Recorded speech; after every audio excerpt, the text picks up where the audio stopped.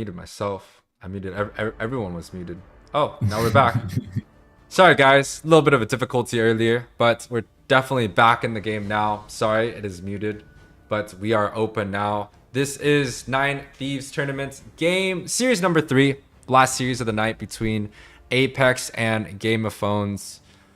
A lot of noticeable names on each side. We were talking about the drafts earlier, but unfortunately the stream was muted, so they did not get to hear our beautiful voices. But on the desk, we do have a shout out. Day is up.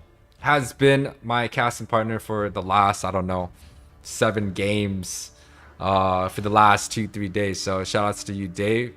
How are you doing? I appreciate it. I'm glad to be here, you know, kind of taking under the wing, just kind of learning what it is that I'm doing right now. Having a blessed opportunity, so I'm enjoying myself. Yes, sir. We welcome you on board now. Pretty good draft coming in from both sides. I would say both teams have some physical damage and some magic damage, so pretty balanced in terms of that draft. But you know, one team does have the Angela and the Ling combination. So what do you think? Who do you think has the better draft coming into this game?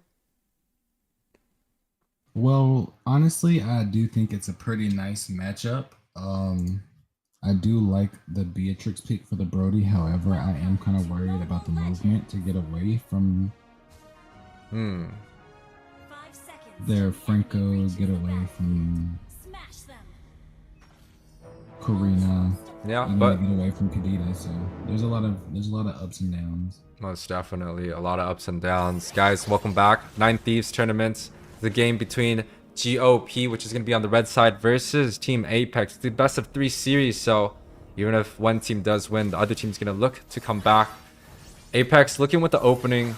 They have the mage and also the XP. They have the Fredrin on the XP side, looking to get a level 2 early. Seems like there might be a small ping issue, but both junglers, you know, not really going for anything aggressive, just playing a standard rotation, going from their blue into their red buff.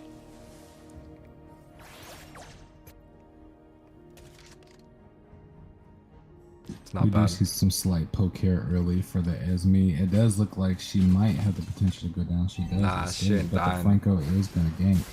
Oh, nah, she got stuck. It is pretty close. She did get stuck, and it is first blood for the Esme. That's huge. You know, Esmeralda on the XP, especially going against a Fredrin, there's not really any kill pressure, right? Bonobo was trying to almost cut the wave.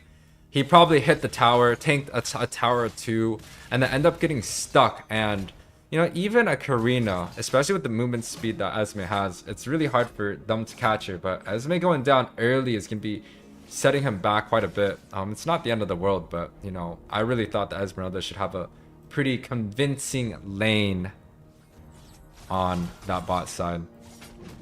Yeah, I feel like she was trying to be overly confident with that and just completely lost out. Didn't pay much attention to the map. Kind of put herself behind. Yeah, just didn't calculate it too well. But Apex looking to start up this turtle. I think it's a wise decision to back off, but the Ling is already on the blue buff, so you know, after the Ling gets that blue, they're definitely gonna have priority over getting this objective. Members of not Tia, what is it? Game of Phones? Game of Phones GOP. Definitely have, yeah, GOD definitely have priority over the objective.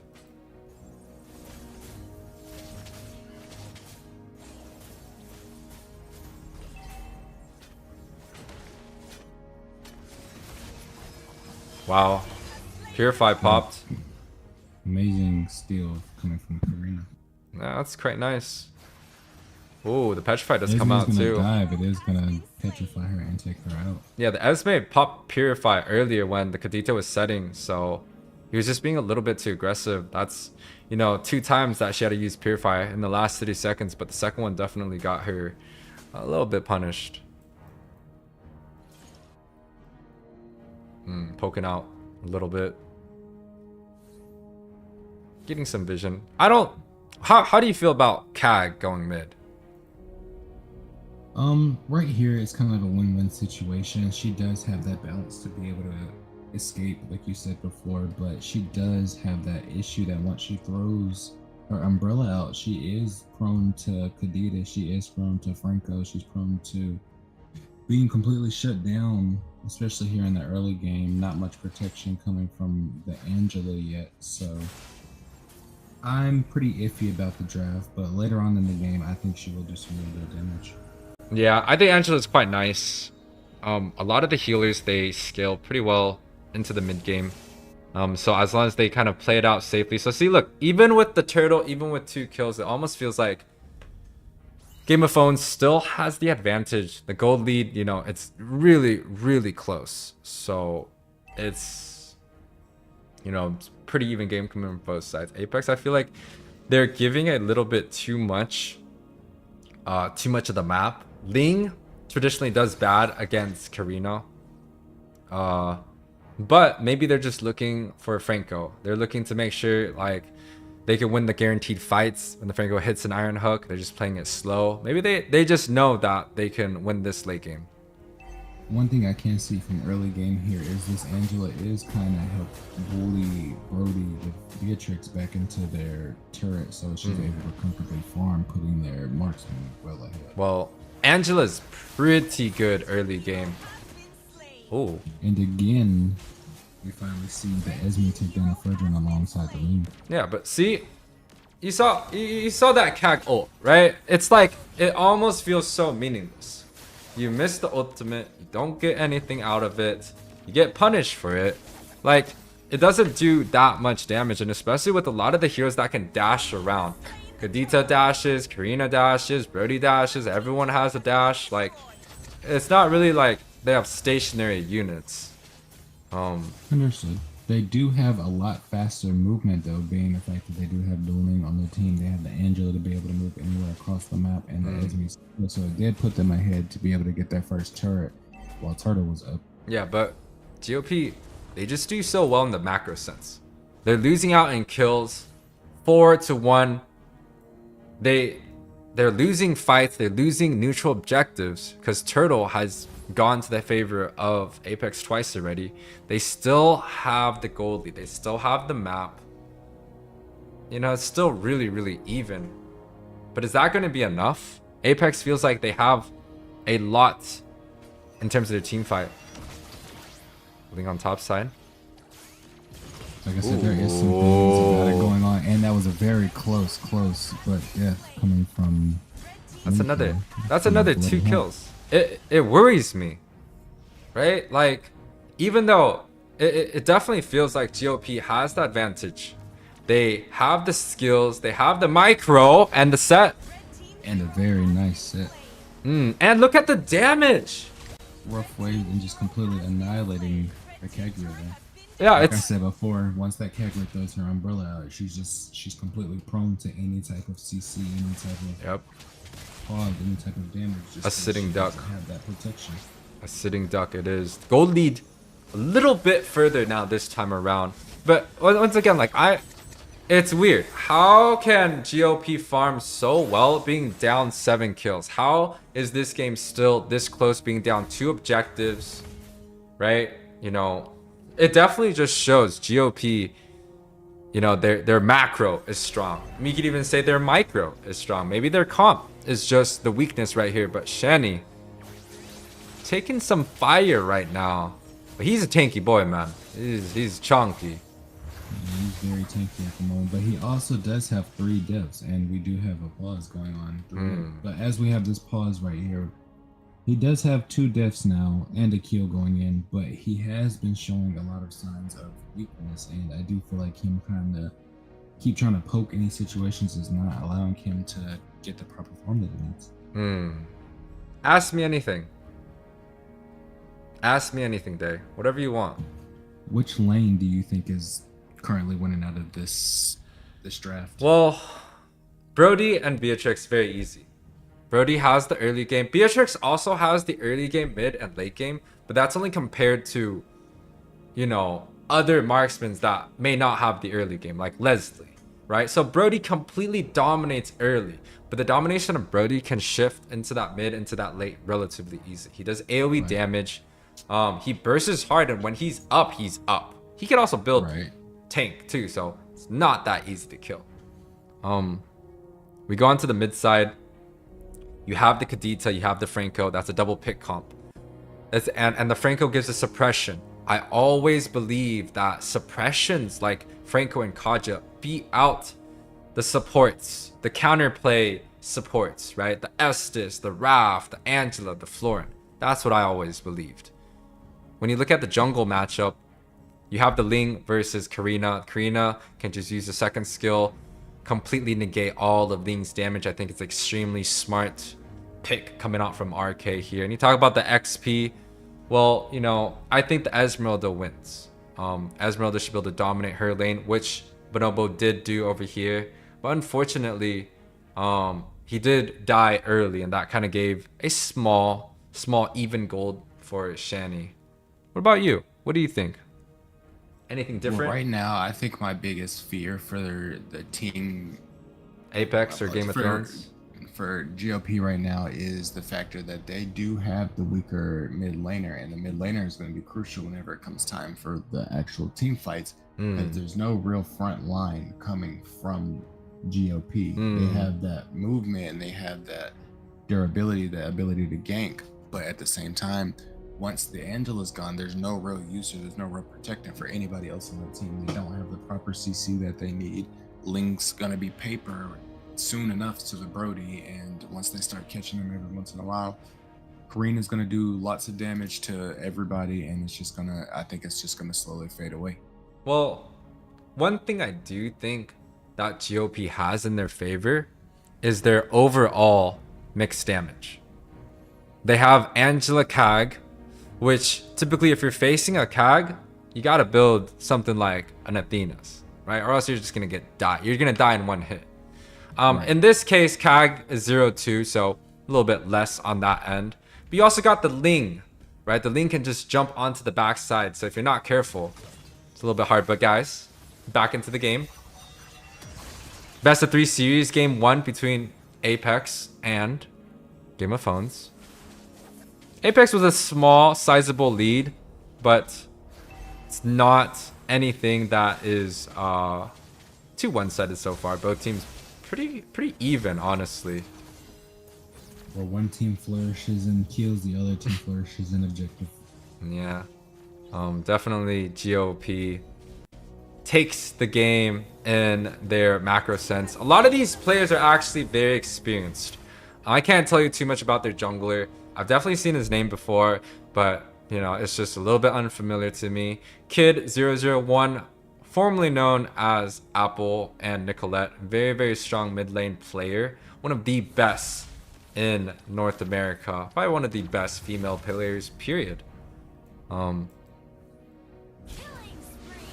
But a pick off. Esme right there. Yeah, Esme, you could kind of look at his spell. It's 20 seconds before the Purify is up. That's huge, right? We don't really want to be face checking bushes, especially if you're going against the Franco. Well, even with the Purify, the Franco is still gonna be able to get him.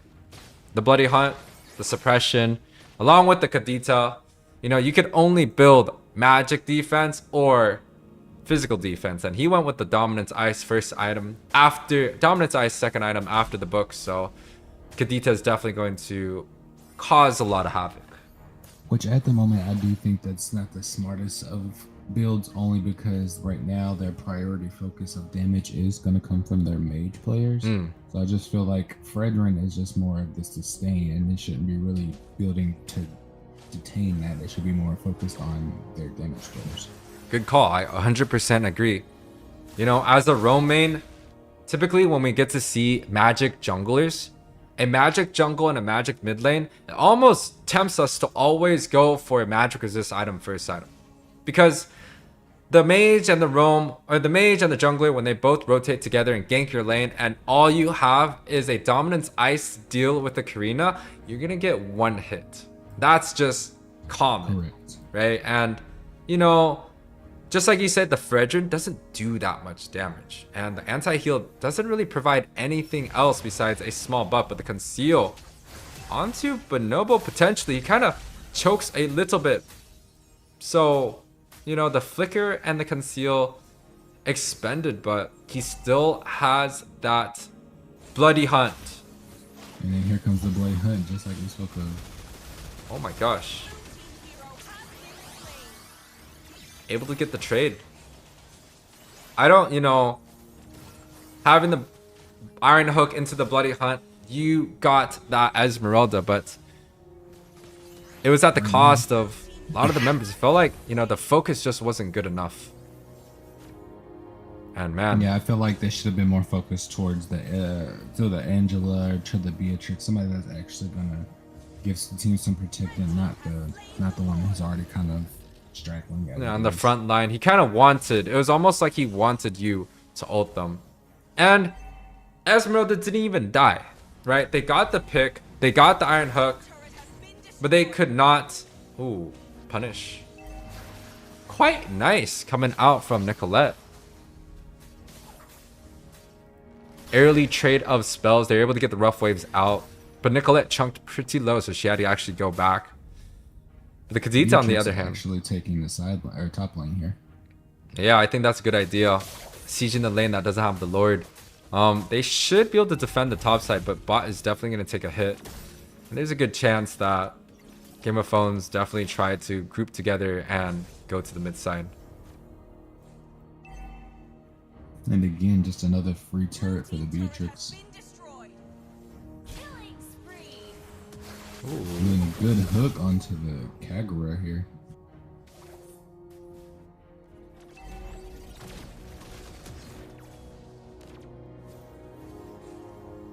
It ain't bad. 34 to 35k is gonna be gold.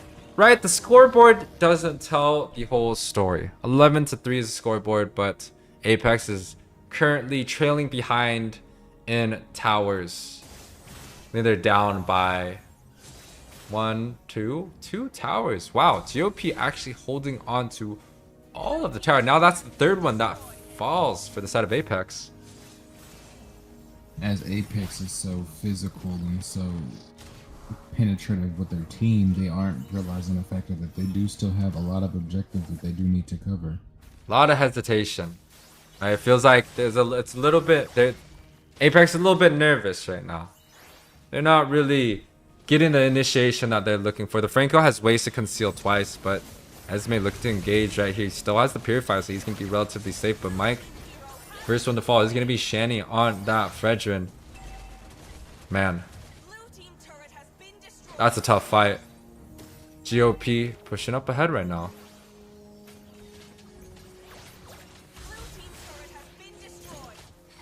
Another miss hook. Hate to see that. They had the early game advantage, but take a look at some of the gold. Ling, 1k above, almost 1k above the Karina. Marksman, slightly advantage towards GOP. Mage, even. Actually advantage towards Apex. But I think the biggest difference right now is going to be in that XP lane. It's a 1.7k gold lead for the side of XP versus like about a 1k gold lead for the rest of the roles. So kind of talked about it earlier. The Esmeralda should have no problem dealing with the Fredrin, and he's going to continue to do the same. Conceal wasted for the third time on screen. Apex really has to figure out how impactful they can make that conceal work, because honestly, they're just wasting it. And then Esme coming in with the poke, she's in a troubling situation. She definitely gave herself she's gonna get away with the kill. Angela gets the ult for some time, but it's not gonna be enough, is it? Because here comes Fredrin with the flicker.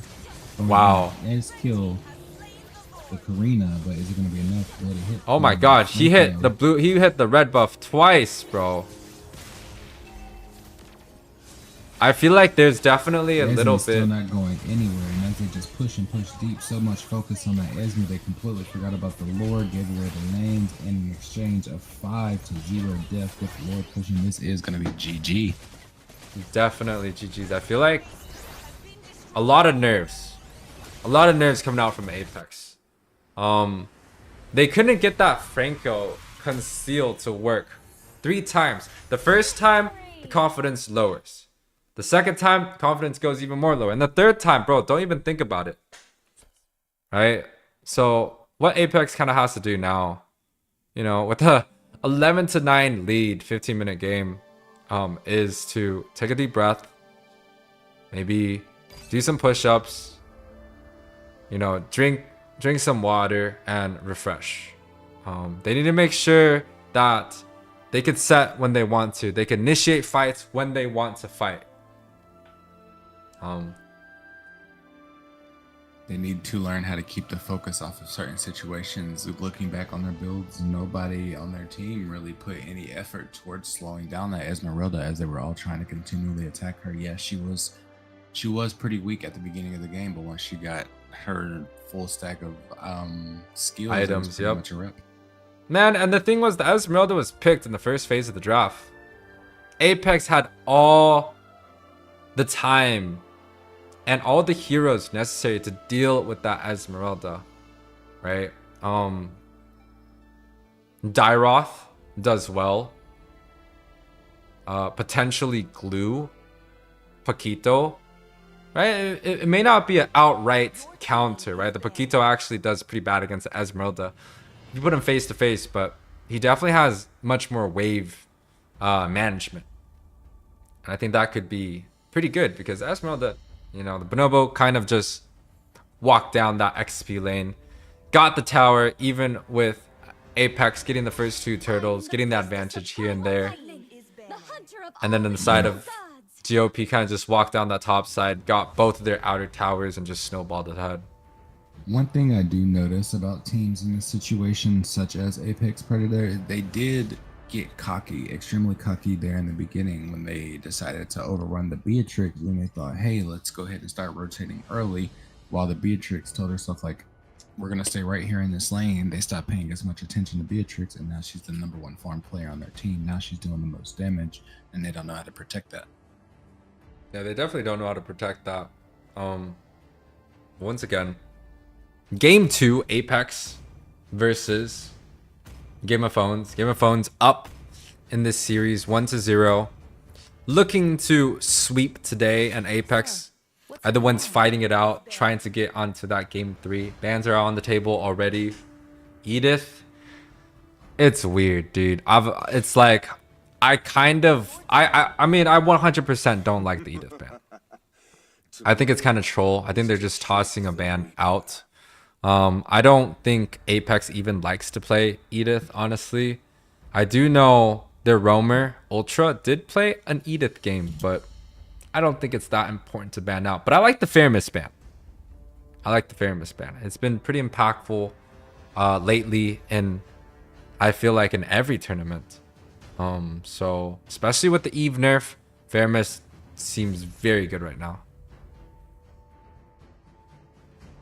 Honestly, and there's not too many people who can stop her outside of all the team synergy that it has going around. It's really difficult, and it's easy just kind of rid with her if you're not gonna build around her, completely counted around her. Yeah, and it's quite easy.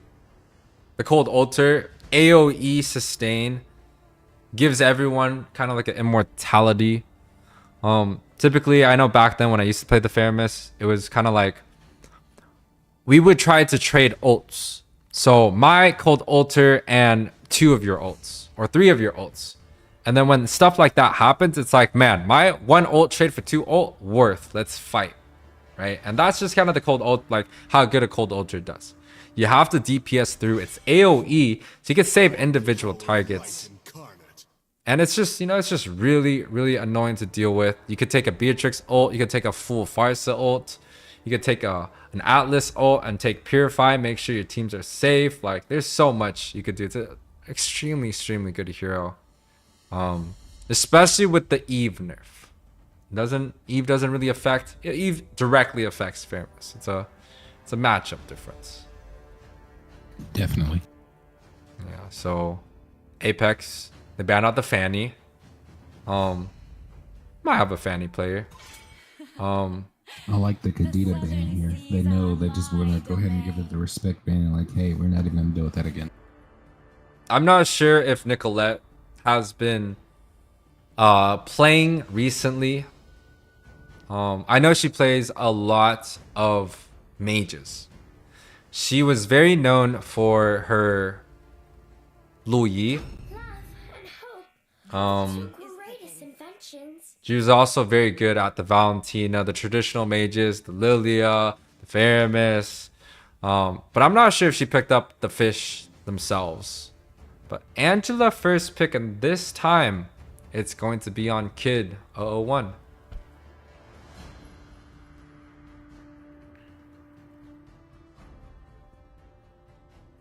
Which again, I could see here it being a complete flex pick just to kind of give them the run for, hey, this could be in this area, so let's just be cautious about our picks. But giving away the Uranus at the same time might be a risky play as well. Definitely a risky play. I feel like the Angela mid is quite well. It opens up a lot of opportunity for Rose, which is Akari, to play different heroes. He could choose to go for something like more of a front line. He could go for the Esmeralda mid even, right? And put the Angela on Rome.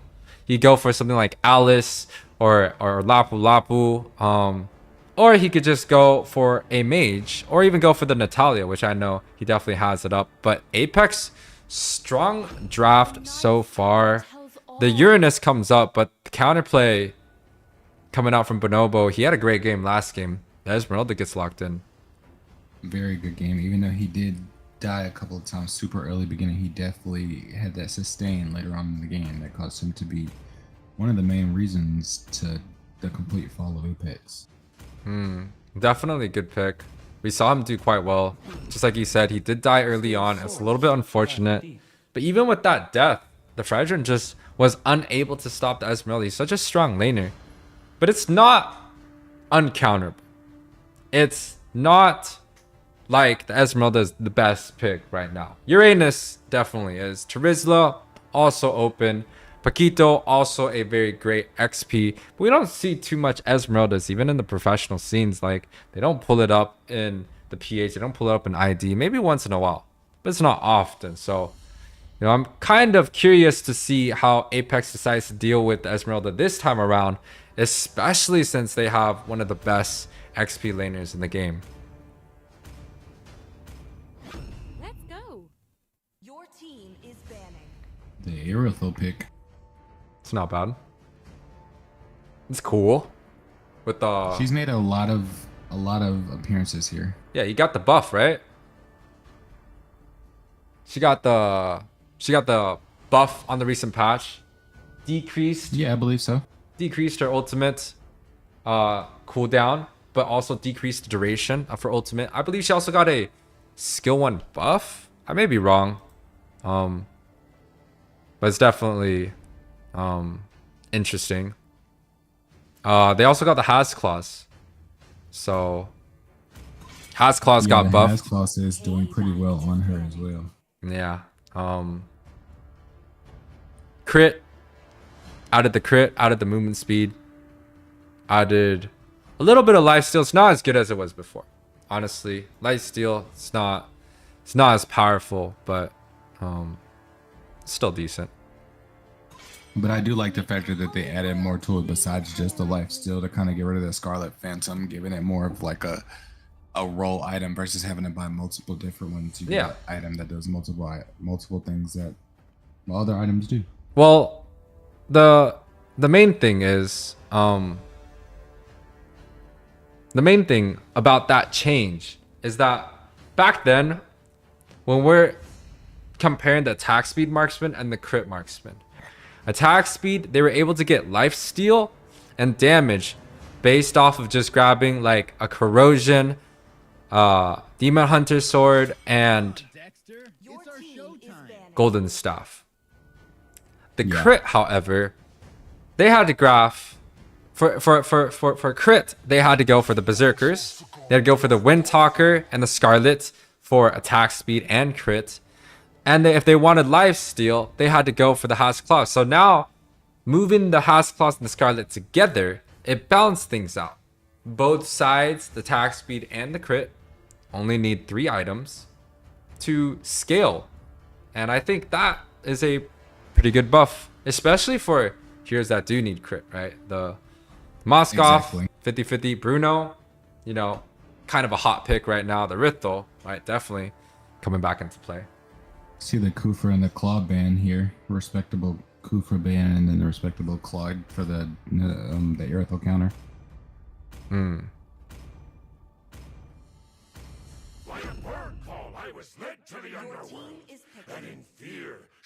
Well, we saw the Franco in the last game. Franco coming out this game once I again. do think that Franco pick again might be a struggle of an issue just because of how much of an issue they had with it in the last game. I feel like they're showing a little more CC versus just kind of doing that pick off, especially with the team composition that they have. The counterplay though, Grok does traditionally good against the Franco, able to negate a lot of the CC coming out. The Iron Hook doesn't do too much against Grok, but it's not like a one size fits all solution. Grok can definitely still get hooked, get bloody hunted and die, but it's pretty tanky. Now, easy peasy on Harith. Pulling out that Harith gold lane. Oh my goodness. Man, we've seen this guy do some amazing work, man. When BTK, I believe, was playing in the last round. Not this weekend's BTK, but last weekend. Man, he won versus 5 using this Harith and carried that whole entire team. So definitely excited to see what he has in store for us today. Now I'm a little curious about what they pick as far as their mid laner, because so far I see that Angela is going mid if it's not going to be the Esme. Among the planes exists the equilibrium, which Angela, Grok, Angela mid. They have three magic on the side with the Ling in the middle.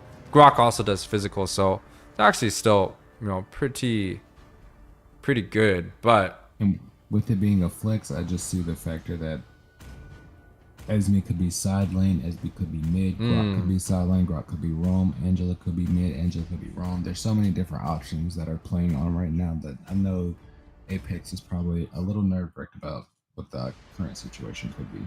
definitely correct. But guys, welcome. Not sure if it's going to be the last game, but definitely a game to watch. Apex versus Game of Phones, Game 2, Series number 3. Apex is on the verge of being defeated, while the side of Game of Phones looking to move on to the next round. This is a 1-0 best of 3 series. Close games last game.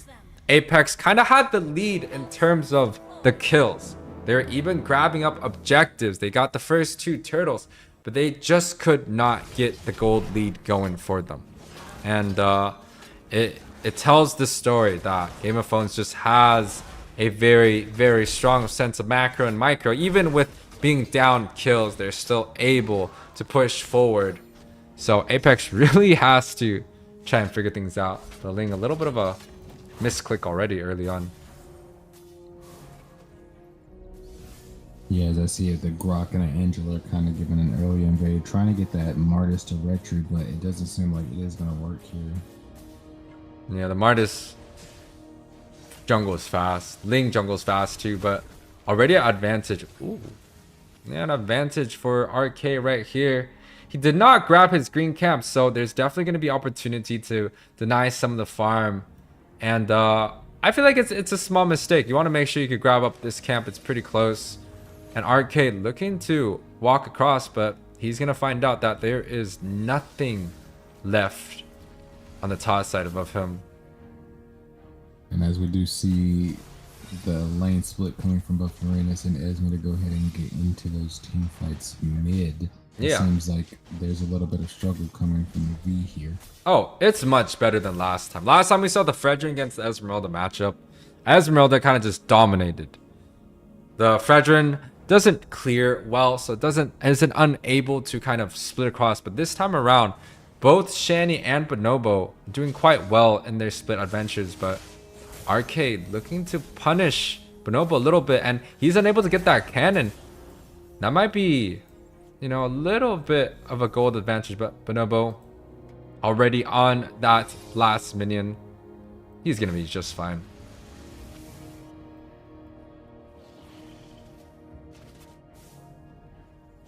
Easy peasy taking the attack here now on Mike. Yeah, they're looking for Mike, but the Iron Hook does come out. But Iron Mike Hook caught in a does pretty go bad good. situation. Harith? Mike is gonna go down. Harith does a lot of damage. He's full health. He's just continuing. Especially early game. Yeah, It's he's- insane. And you know, when it comes down to the Harith matchup, right? Harith usually is supposed to win against everyone. Supposed to win against all the marksmen that they send up there. It's supposed to be kind of like the guaranteed winning matchup. The only bad thing about Harith is that it's not a physical damage dealer. It does so well in lane. It has unlimited poke, right? Just dashes in and pokes. It has the mobility to deal with. Shanny's in trouble here. Ooh, Shani, bot side. He does seem to make it out of there. Yeah, Oh, caught lacking a little bit, both the cameraman and him. But the turtle goes to Apex, but we've seen this happen last game. TOB, not TOB. Game of Phones. They able to give up turtles and still win. And Apex finally grabbing a little bit of an advantage. Picked up that kill, picked up the cabbage. Gold lead, not so much anymore. Yeah, the gold lead now is within 100 gold, and as we can see it, they're not allowing any of the farm to come in. Apex is just getting a great rotation going on. They are focusing top, however. It does seem like Mike is in a bit of a situation, and he does go down. Yeah, that's not going to be enough. The Franco, he's able to get a hook or two, but the Rithel just takes too long to scale. The Ling has 2 kills already. He's looking to scale even further. Has quite a bit of gold. Yeah, 2.4k, so he's rich. And, you know, Rithel takes a lot of time to scale. He has a sizable lead, but man, look at that Harith. Already 1k If we up. actually look down at the Uranus, he's completely clearing mid lane and bottom lane, completely inside of their spawn. They're not allowing any type of minions through, and that can be damaging, especially for the fact that they have no minions coming out in 2 different lanes now, as they're all middle. Yeah, it's a good cut, right? You do lose minions on the mid side, but it allows your mid to rotate up to the top side. But see, this is what I don't understand.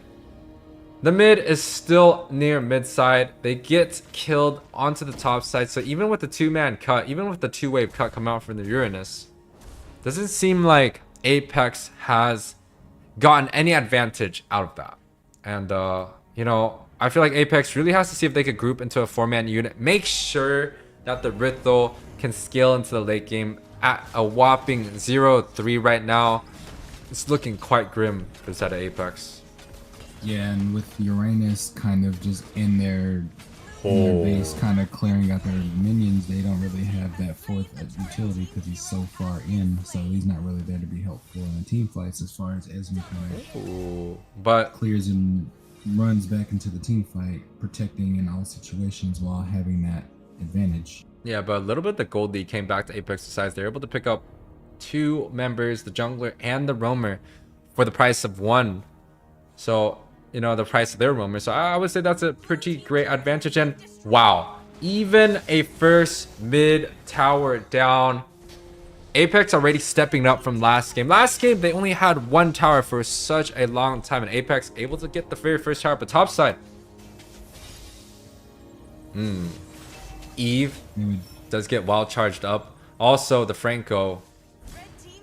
Sean ends up going down as we look down at Ultra. Is it going to be enough to protect? Ling comes in. Yeah, comes he's out.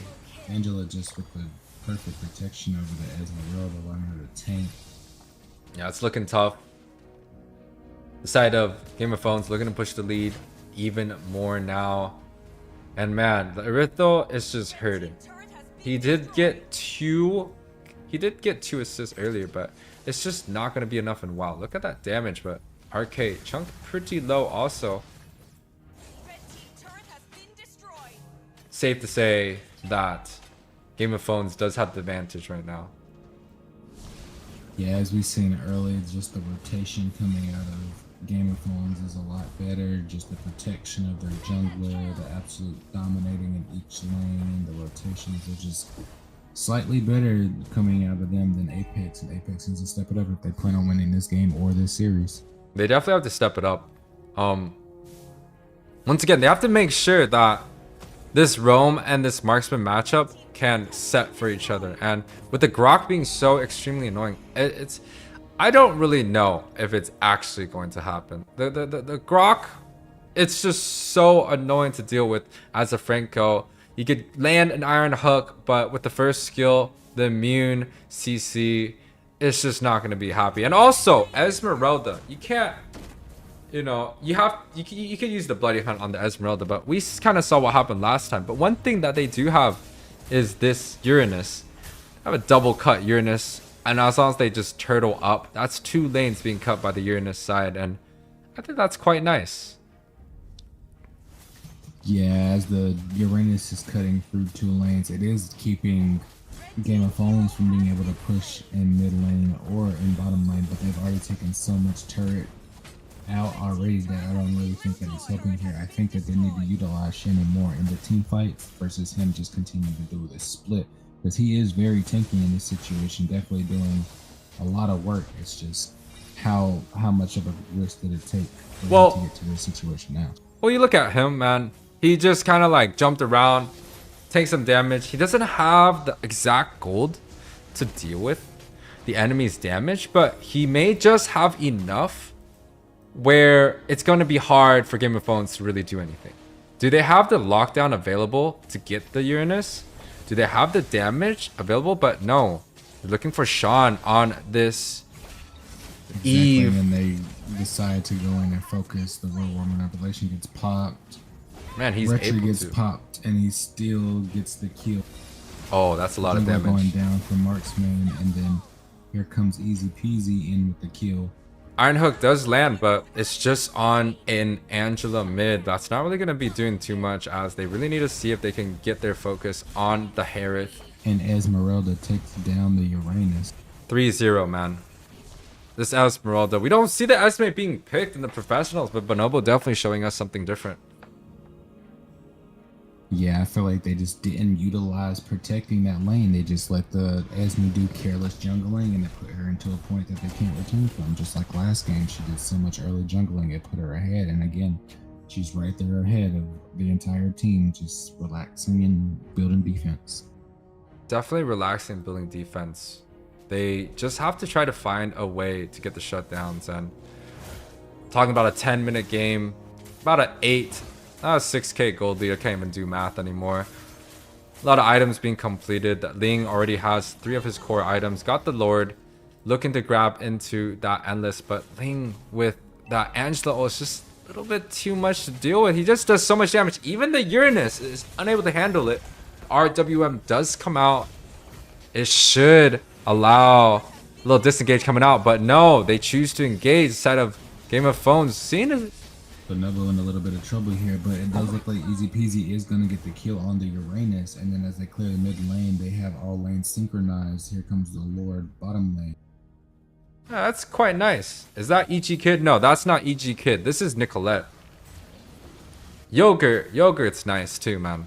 No, the A chop. very good block off by the Grok, not allowing the V to get in anywhere, not allowing the Franco to move back, and it's just going to be an easy turret still coming from the Lord here. Yeah, he was kind of caught in a bad situation, but the Ling. Oh, there goes Tempest Natalie Blade. going in, getting a kill on Mike. Ooh, double set. Wild charge onto the tower. Very close, but very good kill by Franco, but it's not going to be enough because Esme comes in, pops the immortality. Is she going to get the kill on Ultra? And it looks like Ultra is going to go down. The Real World Manipulation comes out, and it does take out Easy Peasy, but is it going to be enough to save them to end the game? Should be enough. No, it shouldn't be enough to end the game. They don't have tower pushing. They literally have a Grok and Esmeralda. The priority targets were slain. The Ling dies. The Harith dies. Those two are definitely going to be the tower pushers for the side of Game of Thrones. So definitely. But it also looks like Shenny's in a bit of trouble here, trying to do a little bit extra pushing, and Venge, it does work out. Nah, he is extra tanky. He a chunky boy, man. He's got a lot of items. He's got the Dominance Ice, the Brute Force, the Oracle, got the Tough Boots. Even with a little bit of CC, he's going to do just fine. The only one that could really deal a lot of CC is going to be the Angela. And the Angela is even hard, but the Bloody Hook does come out. They're able to grab up the Esmeralda for free. But the Ling on the backside trying to get Mike, but I don't think that's going to be a good idea. Ooh, the Iron Hook does come out. Manipulation comes out. Yeah, completely zones out the side of Game of Thrones. That might be a big throw because, you know, with that Esmeralda being down, that's a huge front line. But Akari, Rose, barely getting out. I don't think that's going to be enough to kill Shanty. They have to peel Shanty. Enough to kill Shanty. Shanty might be dead here. He dies. He goes down to easy peasy. Yeah, Shanty does die. It feels like Apex, they just didn't want to peel Shanty. Shanty's such a big part on the Uranus. And, you know, if they're hitting Shanty, then you should hit them back. But Apex is a little bit too scared there.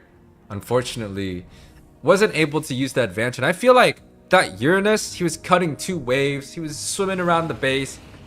Like, he is the heart and soul of the fight. And for them not to peel Shanty when Shanty is looking to go in, I feel like that's a tough call, man. Yeah, definitely. And it looks like Free. Natalie and Easy Peasy are just going to take out Lord here with no type of ability whatsoever. Yeah, no contestants coming out. It's kind of rough, right? Apex, they really have to try and figure out if they can make sure to get on the priority targets. They have to kill the Ling. They have to kill, especially the Herod, okay? I don't even want to talk about the Ling. The Herod, 9, 1, and 3, has the ability to end games, push towers. Uranus, hesitating a little bit. Looking to see if he can get this mid side, but this might be a bad move. Hopefully he can just bait out a little bit of time, as right now the Retribution does get popped out. Tempest Blade quick comes out. I don't think that's the right idea, right? The Tempest Blade comes out so early, and see, looking to disengage, and the Angela is just gonna be on the boss side. But without the Uranus, personally, I do think this is a good play because they do lose one of their major tanks here, especially with the Lord pushing. And with the Lord pushing, it's not giving them any type of front line in this situation. Oh no! Brock's just gonna do the a games ult here and completely take us all out, and it does look like this is gonna be in favor. Congratulations, Team Apex. Team hero has been slain. Saving the day. Saving my day so I can go out for lunch break, come back, and host my next event. But once again, guys, thank you guys all for watching the stream. I'm not going to end it yet. Got to do a little bit of a rundown. 21-10 is going to be the score. 14 minutes in. Game of Thrones able to take this series 2-0. MVP belongs to Easy Peasy on this Harith. Picked up all the items, did super well. 40% damage dealt, 70% damage taken. Heart and soul of Team Game of Thrones. Any last comments? Maybe a shout outs for you, Dave? Yeah, right now I do want to speak on the factor that Easy Peasy did do absolutely insane with this Harith. As we said before, if they weren't going to shut down that gold lane, which they did not, they absolutely fed Easy Peasy here, making it a completely one-sided game. 21-10. It was merely just a bloodbath. We do see that Sean was getting his 90% team fight participation. It just wasn't enough. There wasn't enough damage there. They had too many tanky heroes, not enough damage, and it didn't pay off in the end. Yeah, most definitely didn't really pay off. He just scaled. Easy Peasy just scaled too well. But you know, the comp coming out from Apex, it didn't seem bad, but they definitely have to try. I don't know. I didn't see Ultra do so well that game. He missed a lot of conceal plays. He tried to flicker in. He just didn't have the confidence today. And you're up against Game of Thrones, a very well-rounded team. BTK gold laner. Also got really strong players from everywhere. So, you know, definitely don't be discouraged. That is quite the lineup. But guys, you got anything else you guys want to say? I'm gonna end the stream. No, I appreciate everybody for stopping